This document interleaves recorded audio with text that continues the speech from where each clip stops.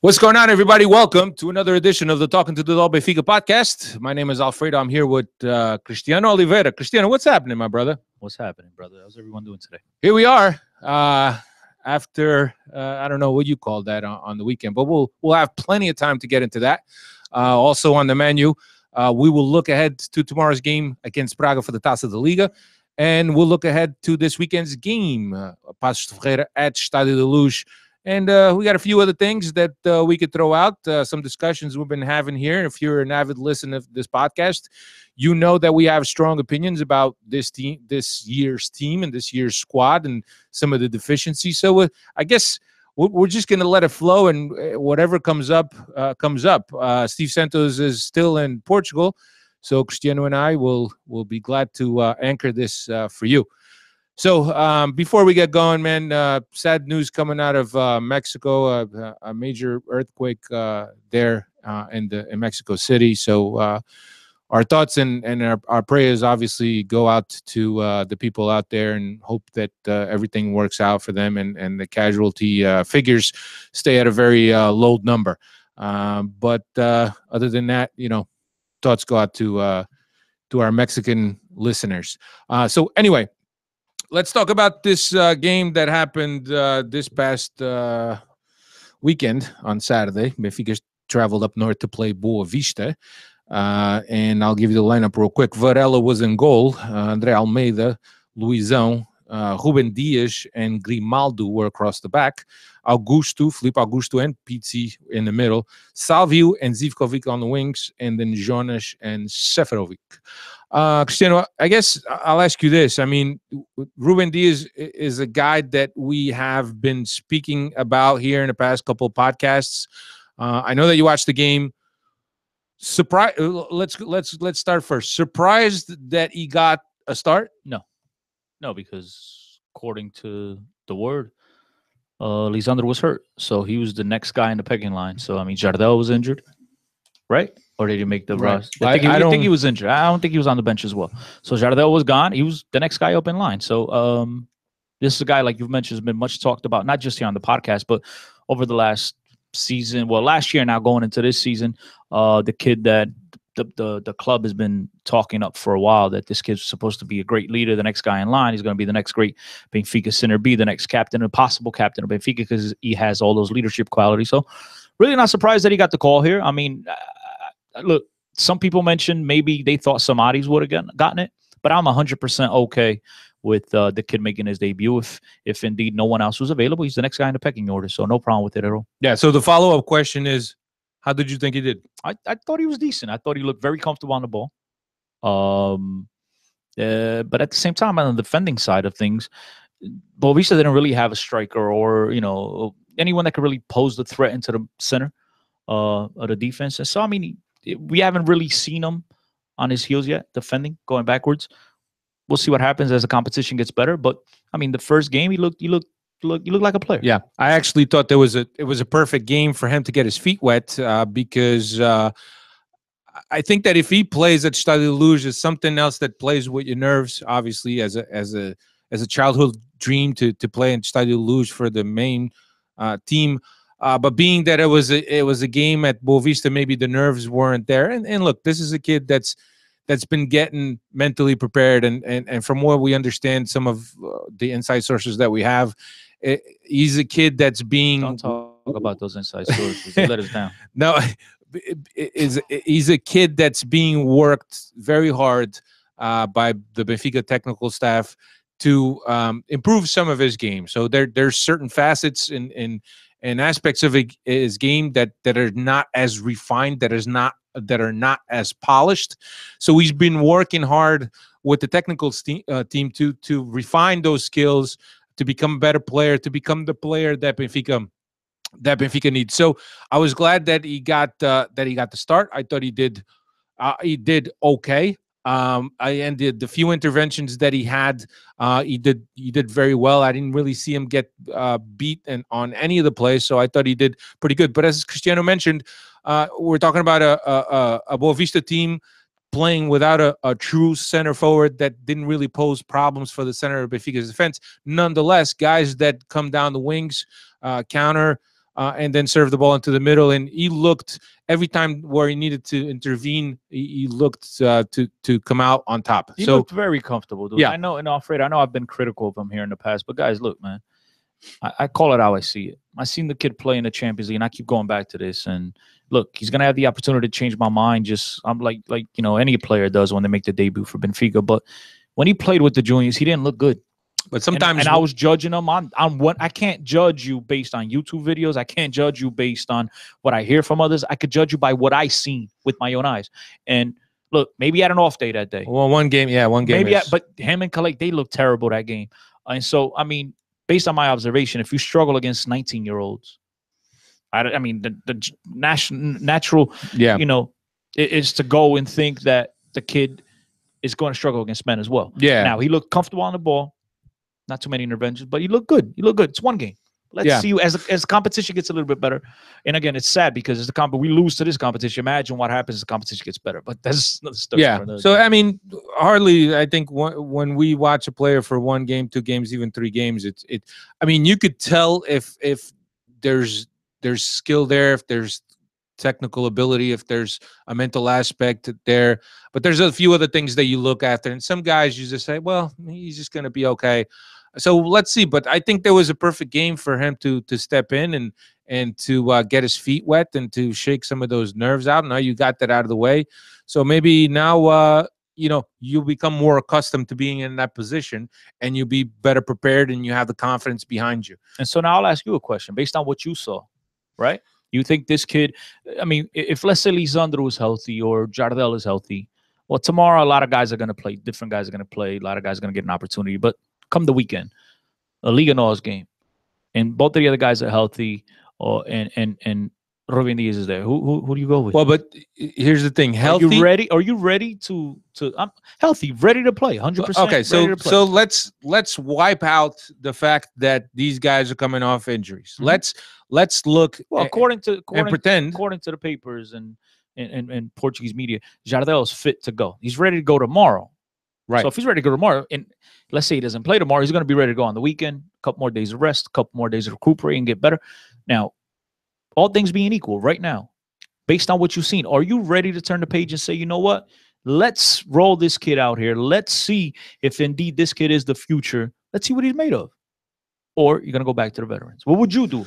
Well, I'm asking. I mean, for me, and this might be a little radical, but for me, and look, I know I'm going to get hate mail for this, but for me, the one change that probably needs to happen in the defense is Luizão.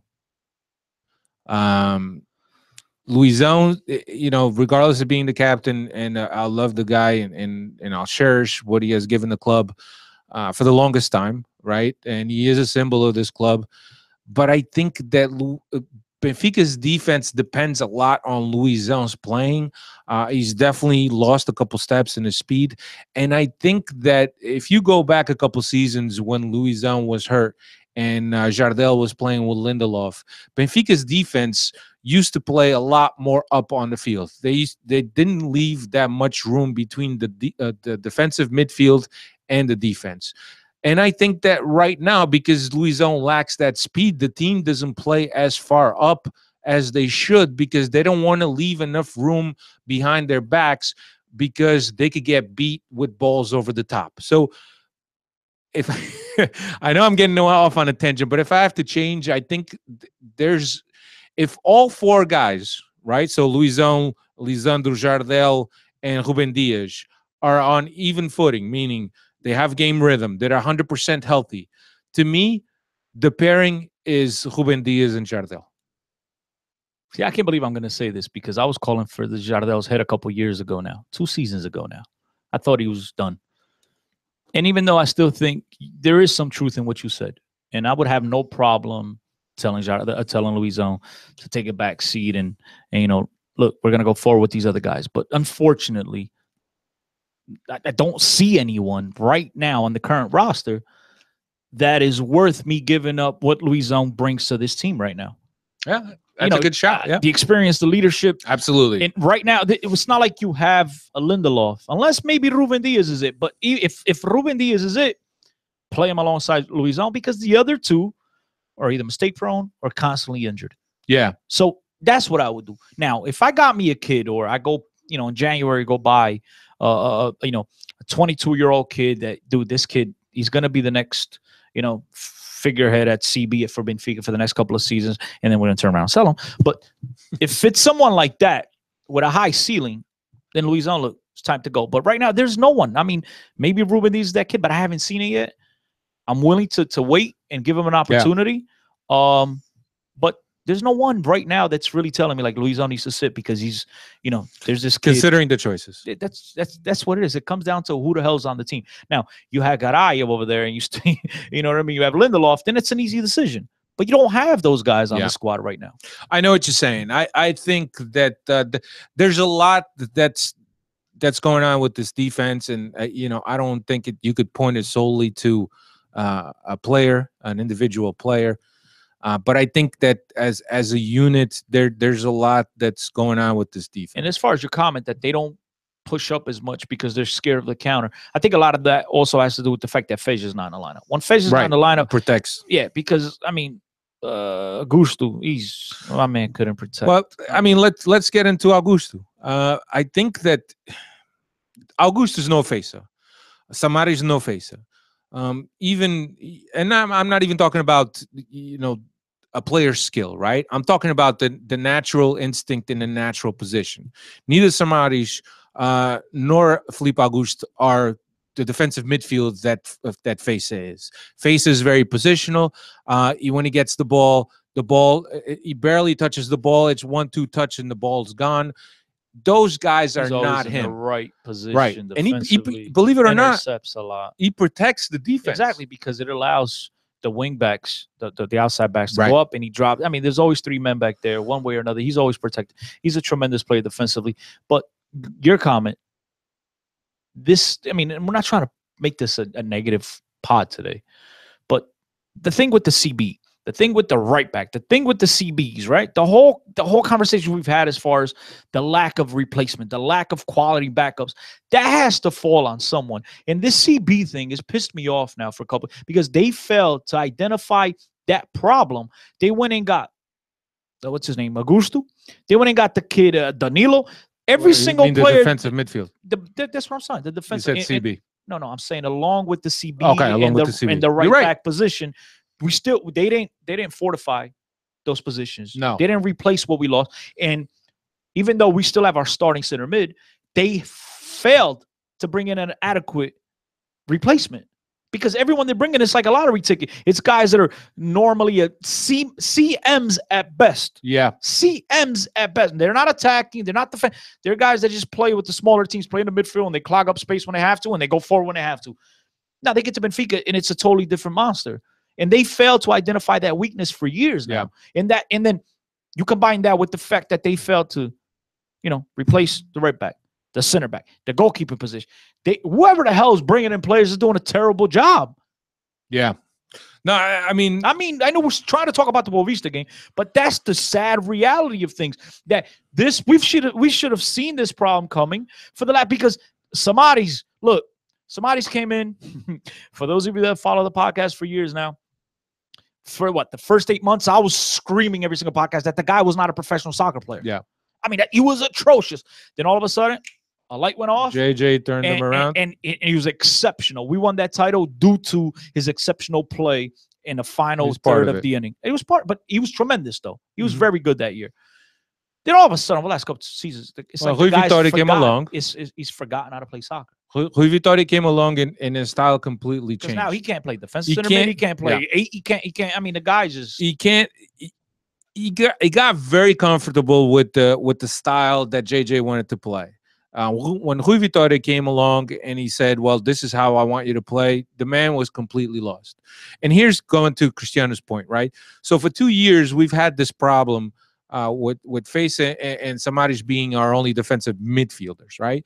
So I think that Rui Vitória at this point has identified that Samaris can't play the defensive midfield role that he expects him to play. Samaris become the backup to the backup. Right. And Fejsa is your guy.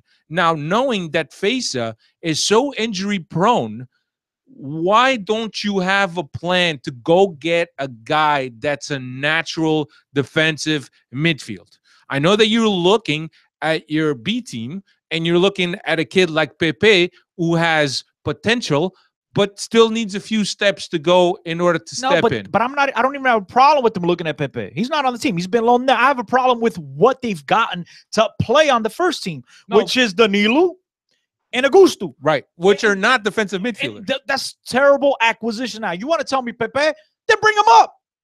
Yeah.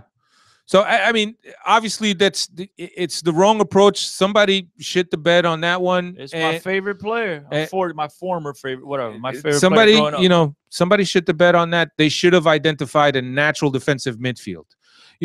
That's without even going into the conversation about the center back, because we've beaten dead horse to a pulp. Center backs and outside fullbacks, we've beaten dead horse, let alone the goalkeeper position. So right now, we'll get into the goalkeeper. Benfica is struggling. Benfica is struggling because they don't have a Fejsa. They don't have a guy that plays in the same type of play that Rui Vitória needs for that system. We don't have one. I mean, we've talked about our Pizzi is not in form. Our Pizzi is playing worse. But a lot of that has to do with the fact that he doesn't have Fejsa behind him, giving him the freedom to be more creative, giving him the freedom to find pockets of space, giving the freedom to find the little room to conduct play. He's now all of a sudden, him and Felipe Augusto are almost playing side to side, having to both defend. And Pizzi, we know Pizzi, he's gotten better over the years, but he's not a guy that tracks back. And he is forced now to drop too deep into the field. And he's not the guy that can create for us because he's too deep. And it's easy for defenses just to face him and to let him play forwards rather than behind their back. So we're having an issue that not only is Fejsa affecting the defense, which he provides tons of protection, as we mentioned, but he's also affecting the way Pizzi can create and Pizzi's freedom. So we got a problem here, and these guys, if we could sit here, right, 5,000 miles away or whatever it is, and we can identify these things, why aren't these guys that work with these players every single day not seeing what we're seeing? And look, perhaps there's other circumstances that we're not privy to that prevent them from going and getting players, from identifying this guy, bringing this guy along. Perhaps there's things that we don't know nothing about, and we're just talking out of our ass, right? But from a logical standpoint, you got to be looking and seeing, I need a natural defensive midfielder because Fejsa is going to be injured 50% of the games, let's say, on a good year. So instead they go get lottery tickets. Well, they go get lottery tickets and they go get guys that their natural position is not a defensive midfielder. Absolutely. So anyway, getting back to the game, I didn't think that Benfica played that bad in the first half. I thought that we created enough chances, but again, it seems that teams have kind of figured out how to stop us, right? So without having other guys that step up, and I have to tip my hat to Zivkovic because he has stepped up in a big way. But other guys that, like Pizzi, for example, is a guy that's being marked too closely. As soon as he gets the ball in a construction phase, somebody's on top of him, not giving him enough space. So other guys need to step up and produce. But I think that the team didn't play all that bad. We created a few chances in the first half. We did score. But then, come the second half, we can't put games away because the defense is too shaky. 55th minute, a poor job by the defense to clear the ball out of there. Let a guy in, one touch, past the defense, past three guys, and scored on a shot that Varela didn't really have a chance. No, that was actually a terrible clearance, I think, by Seferovic, if I'm not mistaken. The ball was Jonas. Was it Jonas? I thought it was Seferovic. And the kid from Boavista jumped on it and just, boom, put it opposite corner. Look, I think Benfica created enough chances to score. They just ran into some bad luck like they always do. It seems like when these bad runs are going, they just keep running into this terrible luck. All of a sudden, the goalie's making saves out of his ass. But unfortunately, look, just playing well and creating chances, right? There's more to that. You know what I mean? Like, especially when you're playing the Boavistas in the world, Benfica's obligated to do more than just create a couple of chances. Dominate, shut down. They're supposed to shut these teams down, and yet Boavista had their fair chances to score. It wasn't like they only had 2 opportunities. You know, they had multiple chances. They kept coming down the wings. They kept getting into the box.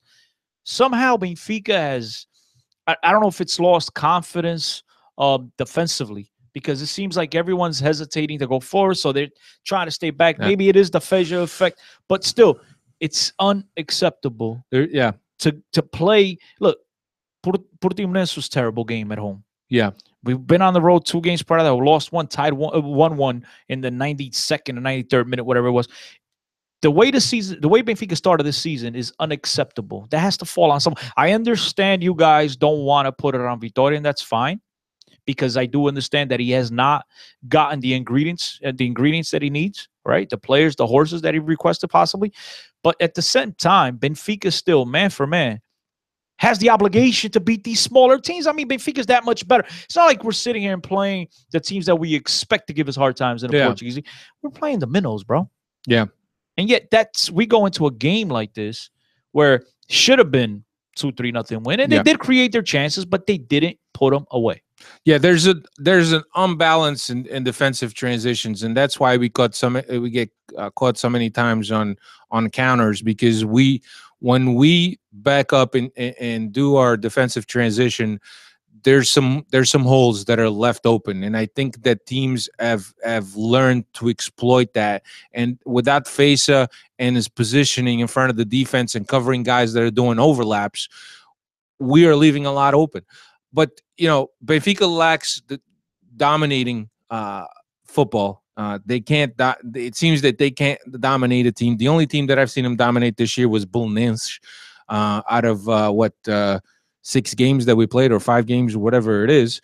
But the thing is that, and this is, I'm kind of like embarrassed to say this, teams are not afraid of Benfica. There was teams in the past that they would show us so much respect, but these days any team comes up to us and punches us in the teeth. The game, the system, the tactics, every game is the same exact thing. Teams already have seen this over the last couple of years, and I'll mention this. And again, man, I'm not trying to be negative here, but dude, Vitória does not make the adjustments that need to be made, and the other teams with the smaller clubs, I mean, it's embarrassing that they're able to see the change that need to be made, and yet our club, which with the global scouting since the whole 9, we can't adjust. That has to fall on someone. Yeah.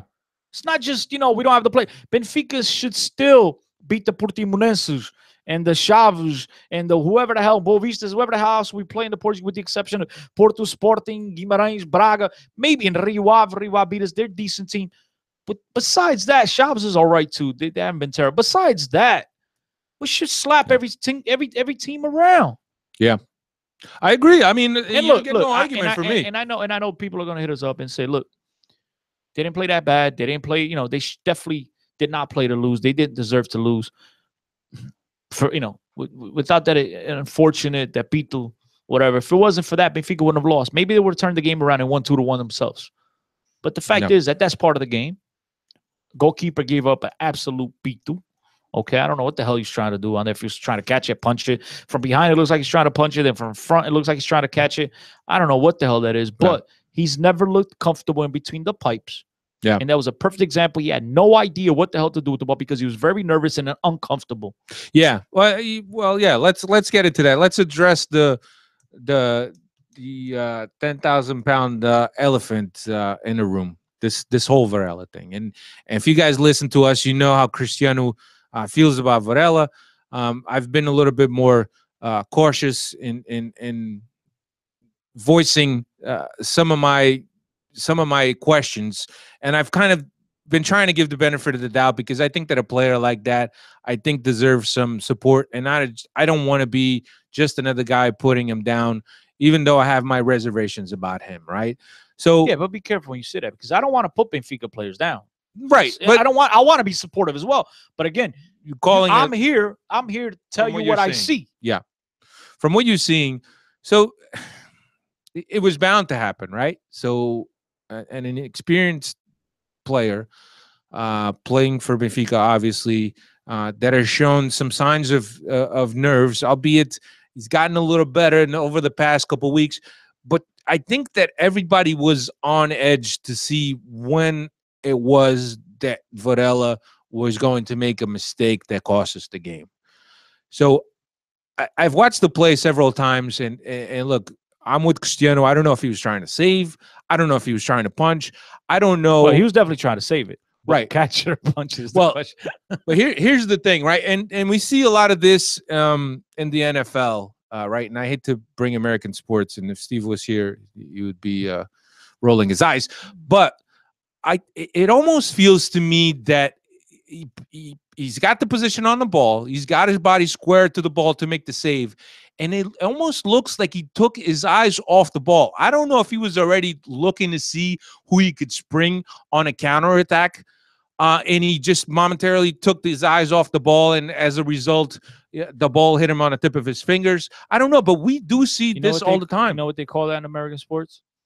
Butterfingers. But yeah, I mean, that's exactly what it was. I mean, the ball hit him square in the hands. I mean, right here in the palm, like, I don't want to say the palm, but where your fingers meet your palm. The ball hit him right there. I mean, the guy has no excuse not to stop that or catch that. Yeah. Now, look, one of my goalkeeping friends give me a call because I'm always bitching and complaining that the goalies are always punching everything out when they have, like, see, a play like that to me is a perfect catch, easy catch, I should say. And a lot of times they punch it out to a corner, they give the opposition another chance, they cross it, they score. And I'm always complaining about keepers not catching them. And the first thing he did was call him. He's like, so, you still think goalkeepers should catch everything? And I'm like, dude, come on. That was, look, it was an unfortunate mistake that cost Benfica the game, but it was a very big error. I understand we don't want to see that on a veteran, let alone a kid. Yeah. And I like the kid. I mean, go back, play the tape. I like the kid. I just wasn't comfortable about it. I had no problem with him being our backup. I just have a problem with him being our starter. Yeah. I think that the goal was just compounded by the circumstances, the fact that he's new, the fact that he hasn't inspired much confidence. So had he done that and we won 2-1, nobody would have cared. But the fact is I agree. that we dropped points right there. So I don't know if he took his eyes off the ball momentarily and then the ball just hit him in the hands. He didn't really make the save the whole way. Look, I don't know. I know that it's got to be a huge blow for him, especially because he felt he was growing in confidence and he was finally earning some of the respect and the confidence of some fans, right? Because he's not going to win it from all of them, but he was going to win from at least some of them. So I thought that he was doing well, and to be honest with you, I don't know what's going to happen to Varela. I think that Julius Cesar is going to get to start in Taça da Liga if he's ready to go. And then against Paços Ferreira this upcoming weekend, I'm not really sure what's going to shake out. I mean, does Vitória take him out? Does he take him out? And is that perceived as, well, I screwed up, so this is my reward, if you want to call it that? Or is it a known fact that Julius Cesar is ready to go, so he was going to take the goal anyway against Paços Ferreira this weekend? Here's the thing. First of all, I thought Julius Cesar should have started this past weekend. I thought he should have been in goal. And then you play the kid tomorrow, and then a Taça da Liga, and Julius Cesar takes over. But now here's the thing. Even if that was the plan all along, look, you're going to play your last game. Julius Cesar is going to get it, get the cobwebs off on Wednesday. Then in a weekend, he's back in there. Now, anything they do, it could be perceived as they're not. So I'm very interested to see what Rui Vitória does here because, guys, this could be very detrimental to a young goalkeeper, especially a goalkeeper, to his confidence going forward in his future. So I'm very, very interested to see how they handle this because I think they have to handle this, very gently. Yeah. And look, if there's a guy that can handle situations like this and a coach is Rui Vitória, because obviously his man management skills are above anything else, if you want to look at it that way. So if it's a guy that's going to manage this with kids' gloves, is going to be Rui Vitória, and I think that he's going to have a meeting with the player. He's probably already had a meeting with the player and talk him through and feel him out and see what's going on. And look, and I think that in the end, yes, it may be perceived as something that you screwed up, so you're out. But no, I think that with the talks that are going to have, the player is going to feel a little bit more comfortable with any decision that's made. Unless this was already pre-established prior to the weekend. Right. Because then doesn't matter what Ruben says to the public, doesn't matter how it's perceived. You know what? The kid's confidence won't be, because you knew whether I do good or bad, the plan was all along for JC to take over the starting role. So if that was already predetermined going into the Boavista game, then I could see it. Okay, no problem. It won't mess him up confidence-wise. Now, if it wasn't predetermined and he goes ahead and he pulls them, I don't care how Rui Vitoria handles it, right? It'll still be a big blow.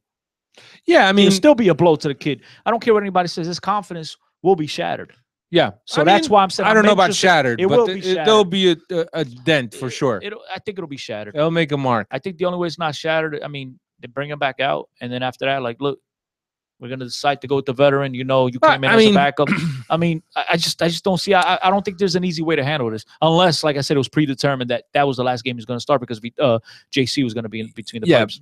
But if you're a goalie, right, and you got two guys that you're competing with, right, and one of the guys happens to be, a reputable goalkeeper, albeit up there, one of the best goalkeepers in the last 20 years. And if you're working out with this guy in training sessions and you're seeing this guy is 100%, if this guy gets the nod to start in goal, you really don't think anything of it because there's a reputation, there's a skill factor. 100%. This guy's a better goalkeeper than me. 100%.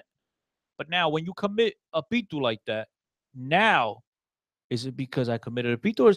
That's always going to be a question in your mind now. I don't care what you say. You're always now you're going to be suspicious as to, is it really? Yeah, but that's just you as a player. I think it all depends on the relationship that he has with Vitoria and how Vitoria explains it to him. Again, I think it all. Yeah, in the back of the mind, yeah. I think it all has to do with how it was already established prior to the game, right? Because look, you could tell me I'm the cutest thing since sliced bread, right? Oh, because sliced bread's kind of ugly, but you know what I mean. And I'm always going to be like, yeah, you're supposed to say that. You're my friend. You're always going to be supportive of me. You're not really going to tell me, like, you're an ugly mofo. You know what I mean? You're going to be like, yeah, Chris, you're all right, bro. Come on, you're a good-looking dude. Because you don't want to hurt my confidence. Yeah. And it's the same way. And it's like, as a goal, like, are you really telling me, like, yo, I'm not playing because it has nothing to do with the pitu? Or, because JC's right. You're my friend. You're not going to want to hurt my feelings. There's always that doubt in the back of your mind. Yeah.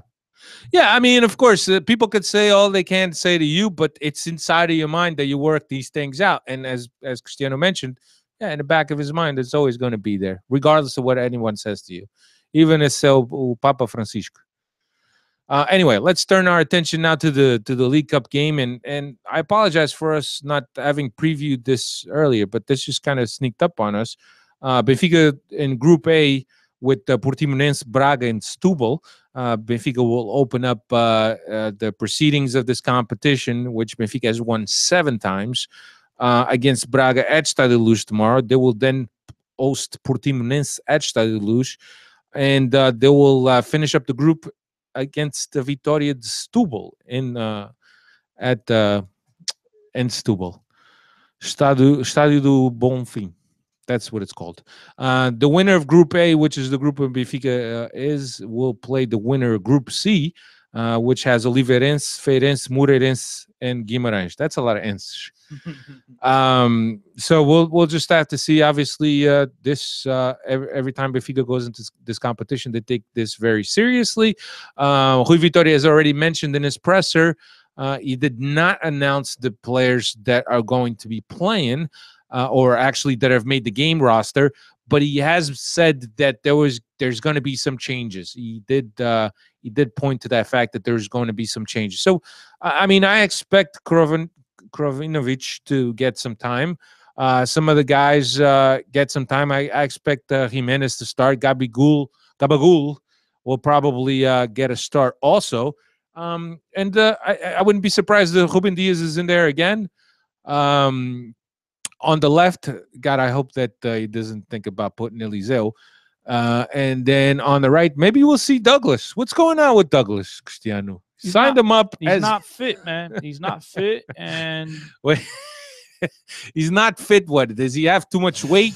He did do the preseason with Barcelona, right? He did, but apparently he's not fit enough to play yet. I don't know, man. I mean, it leads you to ask so many questions that I don't even want to go down that road. Yeah, that was a head scratcher for me. I mean, if he doesn't play tomorrow, when the hell does he play? Because I mean, are you telling me they're gonna bring up Pedro Pereira? I mean, não, ele joga no Canadá. Vem ao Canadá jogar. Passar férias. He's gonna come to Hamilton to play. Starting right back, Douglas. Hey, look, the kid had to at least show something at some point to pique Barcelona's interest and obviously warrant a transfer. He had to show, and apparently he wasn't bad last year. The 3 games that he played, he wasn't bad. Hey, 3 games. That's all you got to sample. But whatever, it is what it is. He wasn't bad. So we'll see what happens. I'm hoping that he is fit enough to play tomorrow because, look, we love Almeida, but we need an upgrade there. And if he's not an upgrade, I don't know why the hell they brought him on. Yeah. All right. Let's. So after that, we got Paços Ferreira this weekend, Saturday, 8:30 local at Estádio Luz. Paços Ferreira.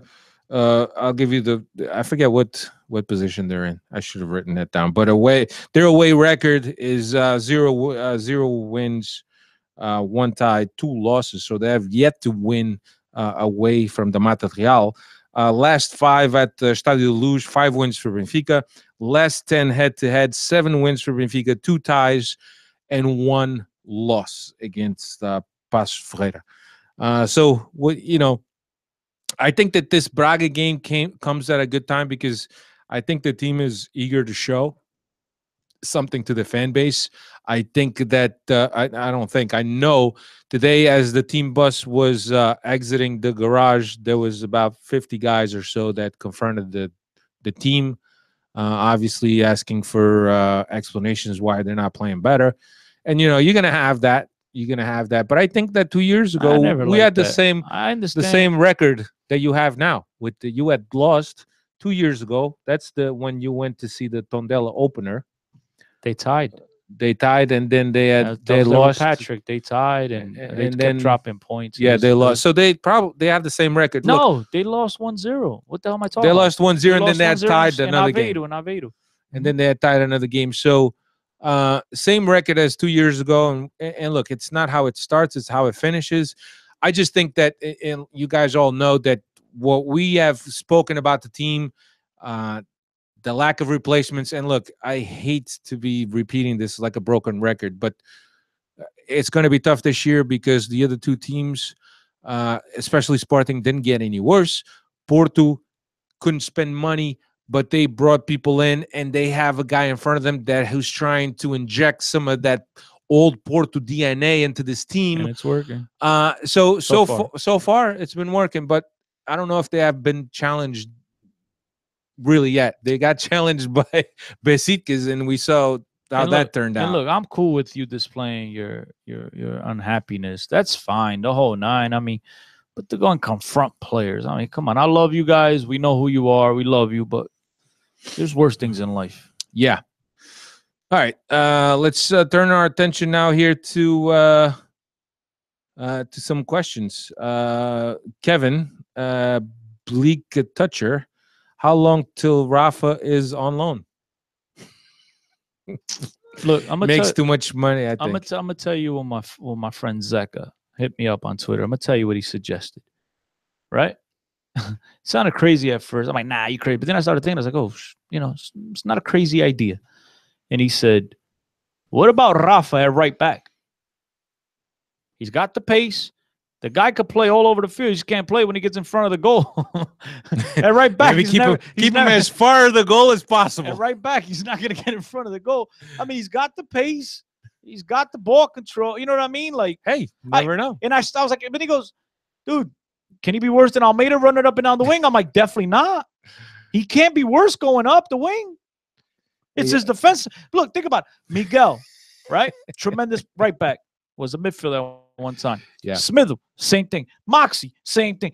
Think about the last 3 starting midfielders. Even Almeida wasn't a right back. He was a midfielder. Yeah. So, I mean, the last 3, excluding Almeida now, The last 3 right backs, Miguel, Moxie, and Smith, I think they're the ones that played. I mean, ever since that era, maybe there was a little guys, gap. There was a little gap in between Miguel and Moxie. But yeah, but what I'm trying to say is the regulars, right? Over those, they're Yeah. all midfielders. So I mean, it's not because, like Zeka said, he doesn't have another spot on the team to play. I know it's crazy, but it can't. Listen, I don't know. I told you guys that I'm at my wit's end with Rafa, so he's gonna have to do a lot to convince me. Here's one from Chafurst. Rui Gomes da Silva comments yesterday: justified or opportunities for someone positioning for a run for the Presidencia. We usually don't get into this type of conversation, albeit that I'm very informed and know what's going on. I think that what Gomes da Silva really did is he kind of voiced what a lot of people are thinking, but he also has an inside scoop. So he's an ex vice president. So he obviously knows the inner workings on how the club goes. I got to be honest, I didn't see the end of the game, but apparently the team didn't salute the supporting fans, the traveling supporting fans, like they usually do. Look, I understand that's wrong. Regardless, I mean, I'm watching this game, and all you can hear is that top, that the topo behind aquela bancada. That's all you could hear. So for the players to just walk off the field and not play and not pay their due respect and thank the fans for their support throughout the game, regardless whether they were winning or losing, it's wrong. He called out Rui Costa, said that Rui Costa should have been the one stepped in and demanded that the players had gone to the center circle and paid their due respects to the traveling fans. Yeah, I mean, when it comes to that, yeah. And he's also pointing out other things that obviously when he was in there that he saw were wrong. But there's a lot of things in the leadership of Luis Felipe Vieira that we have to question. I know that the first guy that you point the finger at is Rui Vitória for working for these players, or maybe did he tell Luis Felipe Vieira that this is good, I'm happy with the squad that I have? Or did Felipe Vieira said, no, I can't get you this guy. No, you're going to have to make do with some guy from Seixal. You know, we don't know the inner workings of what goes on between Luis Felipe Vieira. Now, we also had today the team published their winnings for the last quarter or last semester, whatever it is, and I promise that we'll get into that next week. But Benfica had shattering records, most money they've ever made, blah, blah, blah, blah, blah, blah, blah. And that didn't include Smidu and Geds, I believe. Smidu Mitroglou. That's right. Didn't include Smidu. Right. Didn't include Smidu or Mitroglou. And look, when you look at this, and look, it's not tit for tat. It's not you make money on these players and right away you've got a fat pocket that you could go spend on players. Things don't work like that.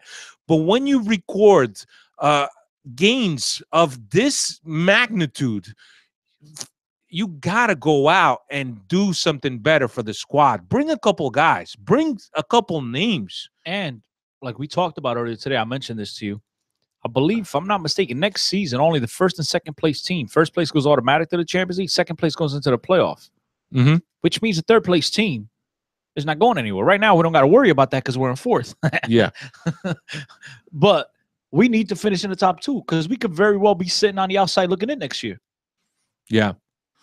So I mean, it's just look, man. Maybe this is a wake up call for them, and they'll go out in January and bring in the adequate players to make a difference. But whomever it was, whether it's Rui Vitória, Rui Costa, because I think Rui Costa gets a pass as well because that's his job. He's basically the general manager. He's the guy that gets paid to go out and find the players. Yeah. So maybe he thought that the squad was strong enough. Maybe he thought the kids on the B team and the backups would make a difference. We don't know.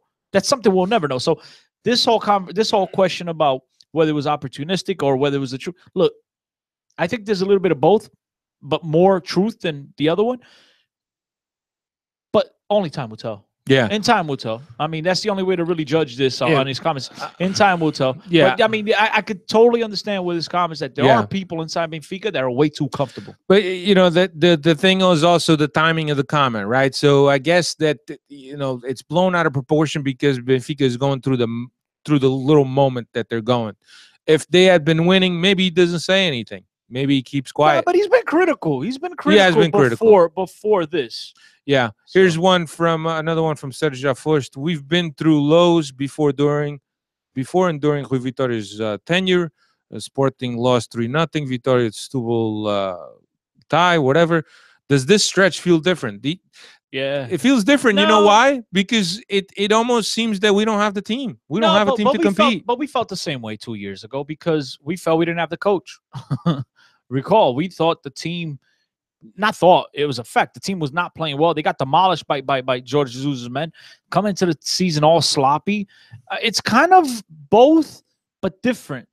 It's kind of both, but different. It's the same feeling of doubt because you doubted the coach. Now you doubt the squad.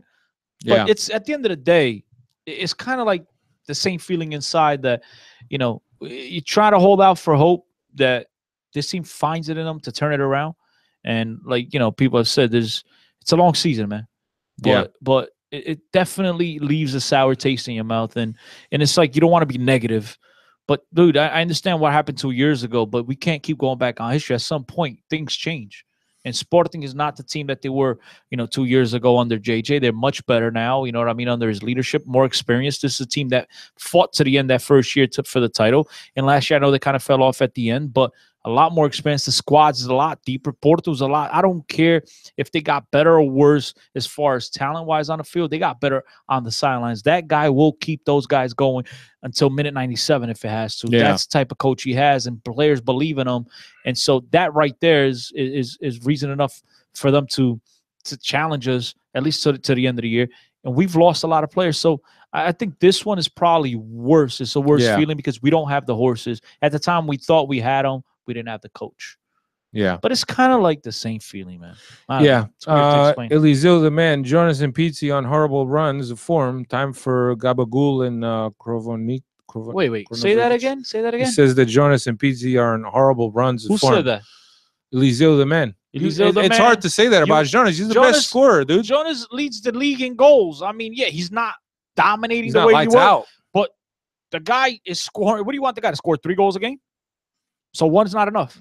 Yeah. Now, Pizzi, yes, he's not playing well, but like we mentioned last week, he came off of a couple of weeks of stoppage time for an injury. Fejsa not being there really affects his game. So we kind of have to tread lightly there as well. Yeah. Jafor asks, what was Rui Vitória cooking this past weekend? I can tell you it wasn't cozido, more like sopa de pedra.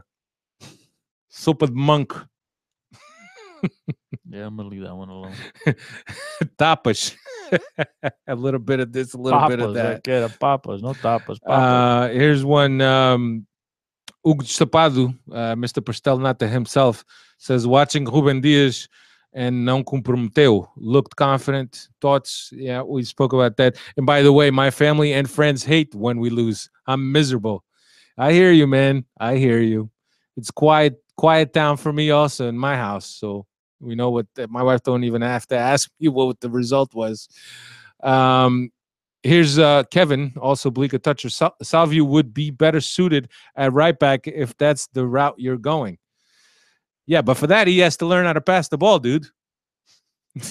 Salvio, you get the ball in the box. You get the ball in the box, just run up the line. And juke everybody in the 6. Oh, yeah. Let's see what else we got here as far as questions go. Tony Lima, do we still trust the process? I mean, look, it's not how you start, it's how you end. So, yeah, I guess you kind of trust the process because Vitória had an equal poor start 2 years ago, even though we had more players. But we've also had a lot of injuries, man, and injuries have hurt us, especially not having that consistent center back pairing from the start of the season. I think at this point, we've had Jardel, we've had Ruben Dias, and we've had Lisandro. So, I mean, that's 3 guys in the space of 5-6 games. That's a lot of Inconsistency. And the only guy there, week in, week out, is the old man. Yeah. Do you guys? He also asks, well, do you guys think Benfica makes any moves in the winter transfer market? Look, we thought they should have made moves now in the summer transfer market, so we don't know. Should they? Absolutely. Will they? Have no clue. Yeah. Somebody's asking a non-related question with Benfica Podcast. Picant07. He says he's curious on your thoughts as to why UEFA would favor Barca and Real in the Champions League. Go look at the tape over the last 10 years, and you tell me.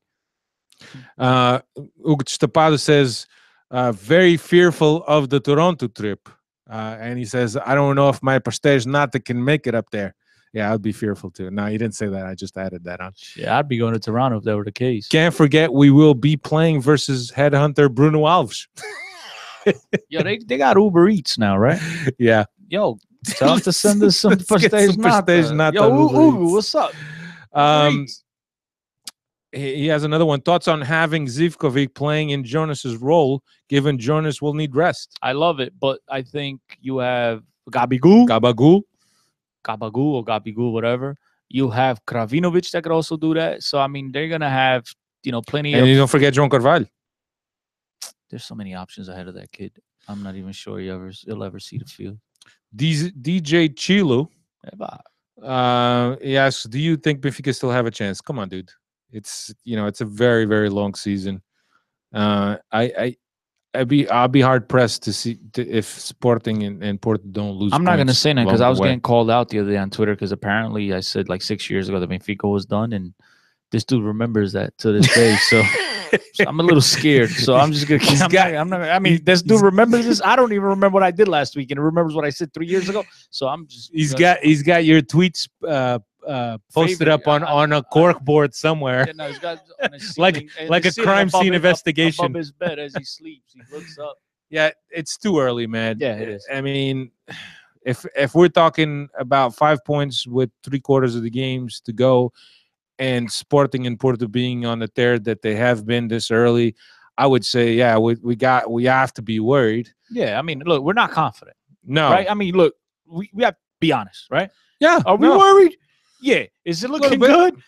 No. But now we're trying to fall back on the trust the process because it happened a couple years ago. That's the only reason why we even, and that along with the fact that there's still plenty of games to go. Yeah, there's a lot of games, man. Pretty much the whole season ago. Don't think. I mean, Vitoria's first year, we went on a tear, 21 games of 22 games. I thought it was 27. Patrick thinks told me it was 24. So I know it was in the 20. It was in the 20s. They went like 21 1-1 or whatever the hell it was. I thought it was 25 1-1. I was corrected. It might have been 21 1-1, like 21 wins. 1 loss, 1 draw.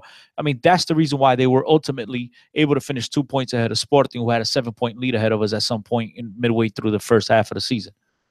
Yeah. So, yeah, they went on a tremendous tear, but that tear had a lot to do with the addition of Renato Sanchez. Let's not forget, he totally transformed that whole midfield for Benfica. Yeah. And so, we don't have that right now, I don't think. Let's look at this, right? So, going back to that year, who was in the middle? Renato Sanchez? And Fejsa. And where did Pizzi play? On the right. Pizzi on the right, Nico Gaitan on the left. So that's totally it goes back to when you play with the 2-man midfield, that second box to box has to be a horse. You need that horse. And then Pizzi on the outside. Pizzi in the Portuguese league is not bad doing that role when Fejsa's in the game. I'm serious. Yeah, without Fejsa, forget it. PZ is like, yo, look, unless the team just sit back, which we have not seen this year, teams sitting back and allowing them to have the ball. Unless that happens, PZ, I don't know if it's a mental thing. I know I went through it, and I don't want to sit here and talk about what the hell I did. But look, man, you could believe it or not, you got to do one or the other. I'm attacking or defending, man. Don't ask me to do both. And I think PZ is kind of like the same player. And there's some guys that don't know how to do multiple things on the field. Yeah, it just takes a lot out of you, man. You're always, look, man, when you're going forward, when your team has the ball, you're always cheating one way or another. Even when you're not, like, not I should say when your team has the ball, when your team is defending, and you don't have to really track back that much because you know you got the horse that'll go back and do it. Yeah. You're cheating. You're coming back, but you come back just enough. It's like one leg on one side and the other leg on the other side of the field. You're cheating. Now, when you don't have that comfort zone, you don't have those guys behind there, you don't have that confidence that they'll get the ball, and you have to drop back because now it's your job. You have to because your teammates won't. It takes away that cheating. It takes away that extra inch of space, that extra second of takeoff that you have to get in a position. It affects you, believe it or not. It affects, and then just a split second, man. It affects you a lot. Yeah. All right, that's all we got. We will be back next week. And next week we will preview the Basel game, which takes place on Wednesday. So we'll be back on Tuesday to do that, and we'll also look ahead to Marítimo away. And if Benfica and Marítimo win, third and fourth place battle. And apparently, Estádio dos Barreiros is a mess as far as the grass goes, from what I understand. So, thank you very much for checking us out. planetbenfica.co.uk. Don't forget to check out our friends over there. At Benfica Podcast is where you can find us on Twitter. At 10CO10 is where you can find Cristiano here. At Steve Santos 6 is where the chalkboard resides. BenficaPodcast.com. We're also on Facebook. So, check us out. Give us a rating on iTunes. Tell your friends. Tell your grandma. Quando ela tiver a fazer crochet, put the podcast on. Tell her it's Rosetta Stone. Talk to you later, guys. Peace. Peace out.